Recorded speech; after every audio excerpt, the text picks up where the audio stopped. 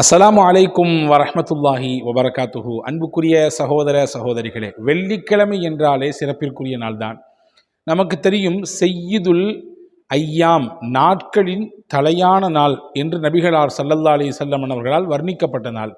அது மட்டுமல்ல, ஈதுல் ஃபுகராஇ வல் மசாக்கின், ஏழைகளின் திருநாள் என்று நபிகள் ஸல்லல்லாஹு அலைஹி வஸல்லம் அவர்கள் மூலமாக சொல்லித்தரப்பட்டிருக்கிறது. அப்போ வெள்ளிக்கிழமை வந்தாலே நமக்கு ஒரு உற்சாகம் வரும், ஒரு சந்தோஷம் இருக்கும்.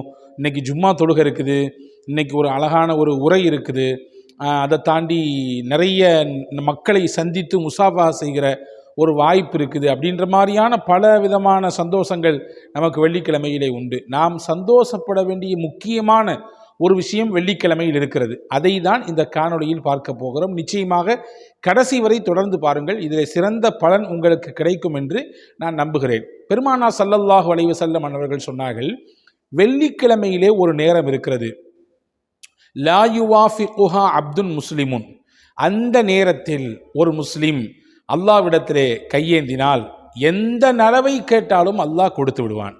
அல்லாஹ் அக்பர்! எவ்வளவு சிறப்பான ஒரு செய்தி இது, எவ்வளவு முக்கியத்துவம் வாய்ந்த செய்தி இது. வெள்ளிக்கிழமை என்றால் நாம் வெறும் ஜும்மா, ஹுத்துபா, மக்களை சந்தித்தல், உரை கேட்குதல் என்பதோடு நிறுத்தி கொள்கிறோம். ஆனால் அதை தாண்டி முக்கியமான ஒரு செய்தி இருக்கிறது. வெள்ளிக்கிழமையில் ஒரு நேரம் இருக்கிறது, அந்த நேரத்தில் ஒரு முஸ்லிம் கையேந்தி அல்லாஹ்விடத்திலே கேட்டால் நிச்சயம் அல்லாஹ் தருவான், மாட்டேன் என்று சொல்ல மாட்டான்.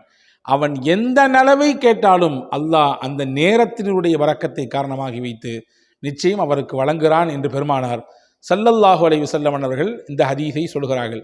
இது பல கிதாபுகளிலே இந்த ஹதீஸ் இடம்பெற்றிருக்கிறது. பல நபிமார்களின் வாயிலாக, பல சஹாபாக்களின் வாயிலாக இந்த ஹதீஸ் அறிவிப்பும் செய்யப்பட்டிருக்கிறது. பாருங்கள், அந்த நேரம் வெள்ளிக்கிழமை என்றால் வியாழக்கிழமை மாலையிலிருந்தே துவங்குகிறது, வெள்ளிக்கிழமை மாலை வரை அந்த நேரம் இருக்கிறது. சுமார் ஏறத்தாழ 24 மணி நேரங்கள் இருக்கிறது. இதில் எந்த நேரம் அந்த நேரம், துவா ஒப்புக்கொள்ளப்படக்கூடிய நேரம் எது என்று நமக்கு தெரிய வேண்டுமே. தெரிந்தால் இனிமேல் நாம் அதை பின்பற்றுவோம் அல்லவா? அதற்காக வேண்டித்தான் இந்த காணொளி. ஹதரத் சையதுனா அப்துல்லாஹ் இப்னு உமர் ரலியல்லாஹு அன்ஹு, 2 செய்திகள் வருகிறது ஹதீஸிலே. 2 நேரம் என்று வரையறுக்கப்படுகிறது. சஹாபாக்கள் 2 விதமாக அறிவிச்சிருக்காங்க. ஆக மொத்தத்தில் 2 நேரத்தில் எந்த நேரத்தில் நம்ம அமல் செஞ்சாலும் நிச்சயமாக அதனுடைய பலன் கிடைத்துவிடும். அல்லது 2 நேரத்தையுமே நாம் தேர்வு செய்து அமல் செய்து விட்டால் நிச்சயம் இந்த 2இல் ஏதாவது ஒன்றாக இருக்க போகிறது. இதை கவனத்தில் கொள்ளுங்கள். ஹதரத் அப்துல்லாஹ் இப்னு உமர் ரலியல்லாஹு அன்ஹு அவர்கள் இந்த ஹதீஸ் அறிவிப்பு செய்யும்போது சஹாபாக்கள் கேட்குறாங்க, நீங்கள் உங்கள் வாப்பாட்ட கேட்டிருக்கீங்களா? ஏன்னா இந்த ஹதீஸினுடைய அறிவிப்பாளர் தொடரிலே சையதுனா உமர் ரலியல்லாஹு அன்ஹு வர்றாங்க. உமர் ரலியல்லாஹுடைய மகனார் தான் அப்துல்லா. அப்போ அப்துல்லா ரலியல்லாஹு கேட்கும்போது சொல்கிறாங்க, ஆமாம், எங்கள் அப்பாட்ட நான் கேட்டேன், எங்கள் வாப்பாட்ட நான் கேட்டேன். அப்போ அவங்க சொன்னாங்க, ரசூலுல்லாஹ்விடத்திலே நான் கேட்டேன், நபி இடத்திலே உமர் ரலியல்லாஹு கேட்டதை சொல்கிறாங்க. நான் கேட்டேன், அந்த நேரம் என்பது இமாம் ஹுத்துபாவிலே 2 ஹுத்துபாவுக்கு இடையிலே அமர்ந்திருப்பாரே, அந்த சின்ன அமர்வு, அதாவது மெம்பர் படியில் ஏறி எல்லா பள்ளிகளிலும் இமாம் ஹுத்துபா செய்வார்கள். 2 ஹுத்துபா இருக்கும். ஒரு ஹுத்துபாவுக்கு இடையிலே கொஞ்ச நேரம் அமர்ந்து விட்டு மறுபடியும் இன்னொரு தடவை எந்திரிப்பாங்க. இந்த 2 ஹுத்துபாவுக்கு இடையில உட்காரக்கூடிய அந்த சின்ன கேப்பு, அதுதான் அந்த ஒப்புக்கொள்ளப்படக்கூடிய துவா ஏற்றுக்கொள்ளப்படக்கூடிய நேரம் என்று நபிகள் நாயகம் ரசூலுல்லாஹி ஸல்லல்லாஹு அலைஹி வஸல்லம் சொன்னார்கள் என்று சையதுனா உமர் ரலியல்லாஹு அன்ஹு அவர்கள் சொல்ல நான் கேட்டிருக்கிறேன் என்று அவருடைய மகனார் அப்துல்லா ரலியல்லாஹு அன்ஹு அவர்கள் அறிவிக்கிறாங்க. ஆனால் கைசேதம் உள்ளபடியே நான் இந்த காணொளியிலே வருத்தப்பட்டு சொல்கிறேன், பல பள்ளிகளிலே 2 ஹுத்துபாக்கள் முடிந்ததற்கு பிறகுதான் பல மக்கள் தொழுகைக்கே வருகிறார்கள். உள்ளபடியே அவர்களெல்லாம் யோசிக்க வேண்டும், ஜும்மாவின் நன்மையில் கொஞ்சத்தையும் அவர்களால் பெற்றுக்கொள்ள முடியாது என்பதை நான் மிகுந்த வருத்தத்தோடு ஒரு சகோதரனாய் உங்களுக்கு சொல்கிறேன். ஏனென்றால் பெருமானார் ஸல்லல்லாஹு அலைஹி வஸல்லம் சொல்லியிருக்கிறார்கள், இமாம் மெம்பரில் ஏறிவிட்டால் முடிந்து போனது, மலக்குகள் ஏடுகளை எல்லாம் மூடி வைத்துவிட்டு ஹுத்துபா கேட்பதற்கு அவர்களும் போய் மக்களால் அமர்ந்து விடுவார்கள். அதுக்கு பின்னாடி வரக்கூடிய மக்களுடைய பேர் என்ட்ரி பண்ணப்படாது, அவங்களுடைய நேம்ஸ்லாம் அந்த புத்தகத்தில் வராது என்று பெருமானார் ஸல்லல்லாஹு அலைஹி வஸல்லம் அடையாளப்படுத்துகிறாங்க. அப்படின்னா நம்ம எவ்வளோ தூரம் கவனிக்கணும், ரொம்ப ரிஸ்க் எடுத்து வர்றோம். நம்மளை பல பேர் அந்த குறிப்பிட்ட நிமிடங்களை ஆஃபீஸ்லேருந்து பெர்மிஷன் போட்டு வர்றோம், வீட்டு வேலைகளை கொஞ்சம் ஒதுக்கி வச்சுட்டு வர்றோம், கடைகளில் இருக்கக்கூடிய பணிகளை எல்லாம் கொஞ்சம் செட் பண்ணி கொடுத்துட்டு வர்றோம். இது இவ்வளோ செஞ்சும் கூட நமக்கு அந்த நன்மை கிடைக்கலன்னா என்ன புண்ணியம்? யோசிச்சு பாருங்கள். இப்போ அந்த நன்மை கிடைக்க வேண்டும் என்றால் ஹுத்துபாவின் துவக்கத்திலேயே நாம் பள்ளியில் இருக்க வேண்டும். மெம்பரில் இமாம் ஏறுறதுக்கு முன்னாடி பள்ளி நிரம்பி விட வேண்டும்.